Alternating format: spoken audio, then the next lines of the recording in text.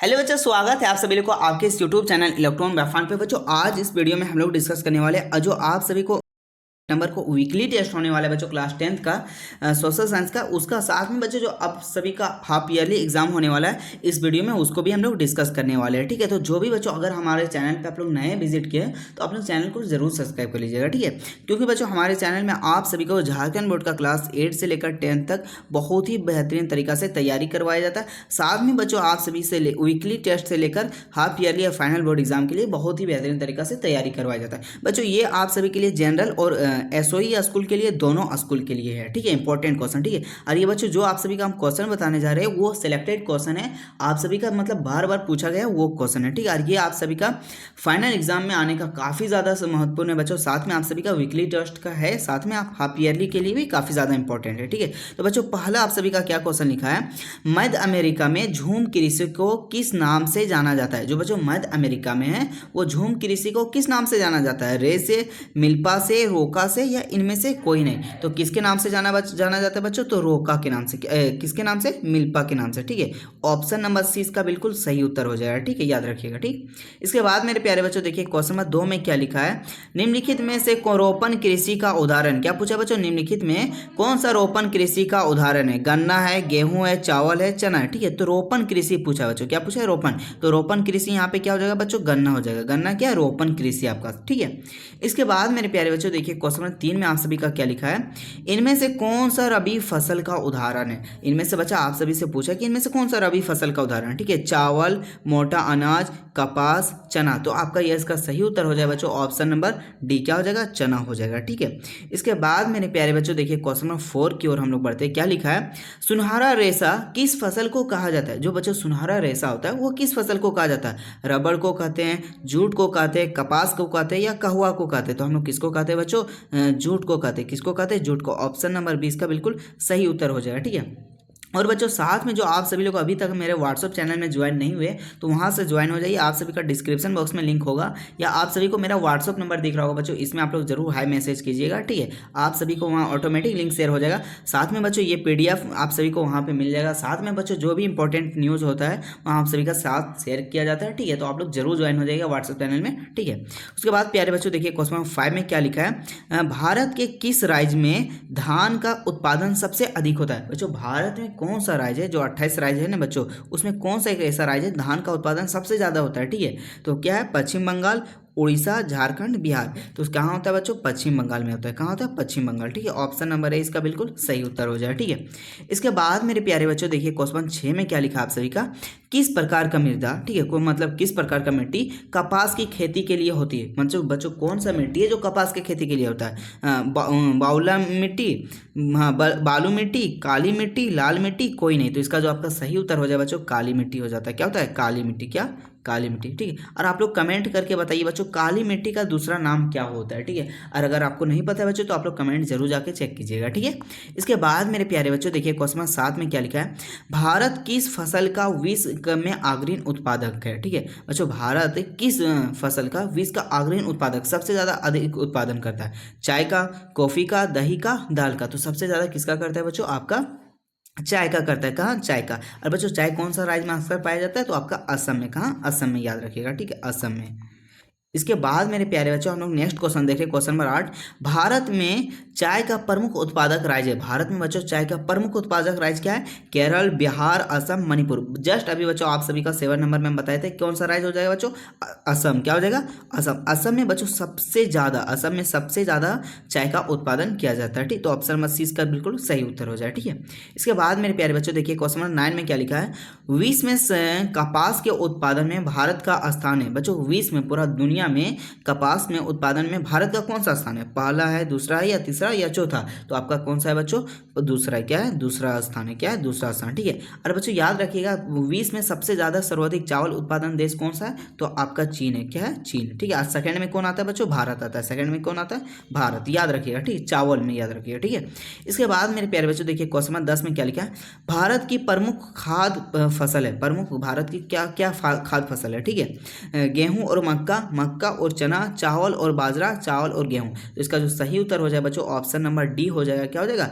चावल और गेहूं। क्या हो जाएगा बच्चों आप सभी का, चावल और गेहूं। ठीक है, इसके बाद प्यारे बच्चों हम लोग सब्जेक्टिव क्वेश्चन देख रहे हैं। उससे पहले बच्चों अगर आप सभी को इंस्टाग्राम चलाते हो तो आप लोग इंस्टाग्राम पे हमें जरूर फॉलो कर लीजिए। वहाँ पे आप सभी का जो भी सवाल है वहाँ से आप सभी से आसानी से पूछ सकते हैं, या वहाँ से आप सभी का बच्चों वहाँ से आप सभी का स्टोरी द्वारा क्यूज भी कभी कभी लिया जाता है, ठीक है। और कभी हम वहाँ लाइव आके आप सभी से बात भी कर सकते हैं, ठीक है। इसके बाद प्यारे बच्चों देखिए क्वेश्चन नंबर 11 में आप सभी का क्या लिखा है, गहन कृषि क्या है बच्चों। गहन कृषि क्या होता है, ठीक है। तो वह खेती मतलब वह खेती जिसमें अत्यधिक उत्पादन के लिए प्रति इकाई भूमि पर पूंजी और श्रम की अधिक मात्रा का प्रयोग किया जाता है। मतलब बच्चों छोटा सा जगह क्या है, अत्यधिक, ठीक है। छोटा सा दम प्रति इकाई भूमि मतलब छोटा सा इकाई, मतलब मान के चलिए बड़ा भी इकाई है, ठीक है। मतलब छोटा सा इकाई में अधिक मात्रा, ठीक है, अधिक मात्रा में क्या किया जाए, प्रयोग किया जाए, ठीक है। पूंजी मतलब और श्रम मतलब उसमें आप खर्चा भी ज़्यादा कर रहे हैं और मजदूरी भी ज़्यादा लगा रहे हैं, तो उसको हम लोग क्या बोलते हैं, गहन कृषि, ठीक है। प्रयोग किया जाता है उसे गहन कृषि कहते हैं, ठीक है। इसके बाद मेरे प्यारे बच्चों देखिए क्वेश्चन नंबर 12 में आप सभी का क्या लिखा है, रेशेदार फसलों से आप क्या समझते हैं। रेशेदार फसलों से आप क्या समझते हैं, ठीक है। तो कपास, जूट, सन और प्राकृतिक रेशम भारत में उगाई जाने वाले प्रमुख रेशेदार फसल है। क्या क्या है बच्चों, कपास, जूट, सन और प्राकृतिक रेशम। ये बच्चों आप लोग याद रखिएगा, कभी कभी आप लोग से ऐसे पूछ देंगे कि रेशेदार फसल क्या है, तो आप लोग याद रखिएगा कपास, जूट और सन, ठीक है, उगाई जाती है। इसमें से 3 मिट्टी में फसल उगाने से प्राप्त होती है और चौथा रेशम के कीड़े से कौन कौन प्राप्त होता है, ठीक है। इसके बाद मेरे प्यारे बच्चों देखिए क्वेश्चन नंबर 13 में क्या लिखा है, रोपण कृषि क्या है। रोपण कृषि क्या है बच्चों, ठीक है। तो रोपण कृषि क्या है बच्चों, रोपण कृषि एक प्रकार के वाणिज्यिक खेती है। क्या बच्चों, एक प्रकार के वाणिज्यिक खेती है, ठीक है। इस प्रकार की खेती लंबे चौड़े क्षेत्रों में एकल फसल बोई जाती है। मतलब बच्चों ये जो फसल है रोपण कृषि, ये बहुत ही लंबे क्षेत्र में क्या, बहुत ही लंबे क्षेत्र में इसको बोया जाता है, बहुत ही लंबे क्षेत्र में बोया जाता है, ठीक है। और इसमें क्या होता है बच्चों, एक ही फसल बोया जाता है केवल, मतलब समझ लीजिए अगर यहाँ धान रोपे हैं तो केवल धान, केवल क्या है बच्चों, धान, केवल धान। अगर चाय रोपे तो केवल चाय, ठीक है। अगर रबड़ है तो केवल रबड़, ठीक है। इसके बाद बच्चों क्या लिखा है, एकल फसल में बोई जाती है जिसमें अत्यधिक पूंजी और श्रम की आवश्यकता होती है। मतलब अधिक से अधिक ज़्यादा मजदूरी और खर्चा होता है, ठीक है। जैसे चाय, कॉफ़ी, रबड़, गन्ना, केला इत्यादि क्या है बच्चों, रोपण कृषि का आप सभी का उदाहरण है, ठीक है। तो ये आप लोग याद रखिएगा कि रोपण कृषि का उदाहरण क्या हो जाएगा बच्चों, चाय, कॉफ़ी, रबड़, गन्ना और केला इत्यादि, ठीक है। इसके बाद मेरे प्यारे बच्चों हम लोग नेक्स्ट क्वेश्चन देख रहे हैं। क्वेश्चन नंबर 14 में क्या लिखा है, क्वेश्चन नंबर 14 में आप लोग देखिए क्या लिखा है, कपास के उत्पादन के लिए भौगोलिक स्थिति क्या होनी चाहिए। जो बच्चों कपास के उत्पादन के लिए भौगोलिक स्थिति क्या होनी चाहिए, तो देखिए बच्चों ये बच्चों आप सभी का फाइनल एग्जाम में भी काफ़ी ज़्यादा इंपॉर्टेंट है बच्चों, वेरी वेरी इंपॉर्टेंट क्वेश्चन है, ठीक है। इसको आप लोग याद रखिएगा, ठीक है। ऐसा पूछा जाता है, ठीक है। ये आप सभी का 3 नंबर या 4 नंबर में पूछा जाता है SST में, ठीक है।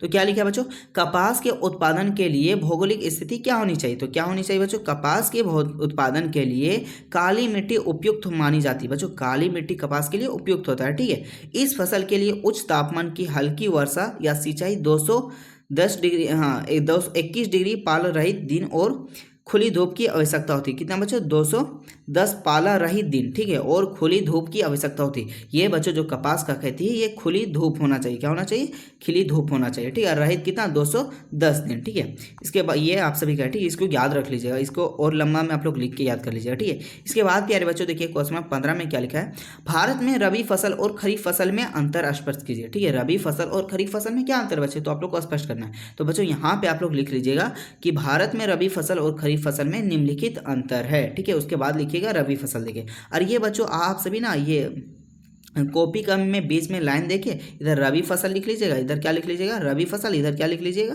खरीफ फसल, ठीक है। और यहाँ पे आप लोग लिख लीजिएगा, ठीक है। उसमें बच्चों आप सभी का ज़्यादा नंबर मिलता है, अगर आप लोग इस तरह अंतर को लिखते हैं तो आप सभी को ज़्यादा नंबर मिल दिया जाता है, ठीक है। तो आप लोग इस तरह लिखिएगा। तो सबसे पहले हम लोग रबी फसल देख लेते हैं। क्या होता है बच्चों, यह फसल को अक्टूबर नवंबर में लगाया जाता है। कब लगाया जाता है बच्चों, अक्टूबर नवंबर में लगाया जाता है और मार्च अप्रैल तक काट लिया जाता है। क्या कर लिया जाता है, मार्च अप्रैल तक काट लिया जाता है, ठीक है। दूसरा क्या है बच्चों इसका, यह फसल शीतकाल के मौसम में शुरू होता है और ग्रीष्म काल के आगमन तक रहता है। मतलब बच्चों ठंडा के टाइम में, बरसात के टाइम में शुरू होता है और गर्मी के टाइम में ये खत्म होता है, ठीक है। इसके बाद प्यारे बच्चों देखिए क्या लिखा है तीसरा पॉइंट में, रबी फसल के अंतर्गत क्या क्या आता है बच्चों, चावल, गेहूँ, जवा, चना, तिलहन, अलसी, कोरिया, सरसों, सॉरी यहाँ सरसों होगा, ठीक है, सरसों इत्यादि का उत्पादन किया जाता है। ये बच्चों आप सभी का क्या हो गया, रबी फसल का उदाहरण, ठीक है।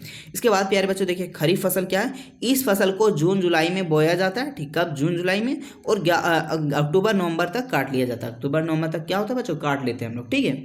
इसके बाद प्यारे बच्चों देखिए क्या लिखा है दो में, फसल मौसमी मानसून के आगमन अर्थात वर्षा ऋतु से शुरू होता है तथा शीत ऋतु के आरंभ तक खत्म रहता है। मतलब बच्चों ये बरसात के समय शुरू होता है और ठंडा के फर्स्ट वीक में मतलब खत्म तक रहता है, ठीक है। इसके बाद प्यारे बच्चों देखिए 3 में क्या है, उदाहरण लिखे है, ठीक है। इस मौसम में उत्पन्न होने वाली प्रमुख कृषि फसलें चावल, मक्का, जौरा और बाजरा, कपास, मूंगफली उधर इत्यादि का उत्पादन होता है, ठीक। ये बच्चों हम लोग 3 मोस्ट इसका अंतर देखें, वेरी वेरी अंतर देखें, ठीक है बच्चों। और जो ये क्वेश्चन भी ये वेरी वेरी इंपॉर्टेंट क्वेश्चन, तो इसको आप लोग लिख के याद कर लीजिएगा, ठीक है। ये बच्चों आप सभी का सेट 1 है। इसके बाद प्यारे बच्चों सेट 2 आने वाला है, क्या आने वाला है, सेट 2। तो आप लोग सेट 2 भी जरूर देख के जाइएगा, ठीक है। ये आप लोग देख लीजिए, कल आप सभी का सेट 2 आएगा बच्चों, तो आप लोग उसको जरूर देख के जाइएगा। सेट 2 के लिए बच्चों आप सभी मेरा व्हाट्सअप चैनल दिख रहा है, उसमें जाके फॉलो कर लीजिए, या आप मेरे व्हाट्सअप नंबर पे हाई मैसेज कीजिए, ऑटोमेटिक लिंक शेयर हो जाएगा, ठीक है। तो बच्चों हम लोग मिलते हैं नेक्स्ट वीडियो में, तब तक के लिए जय हिंद, जय झारखंड, जोहार झारखंड।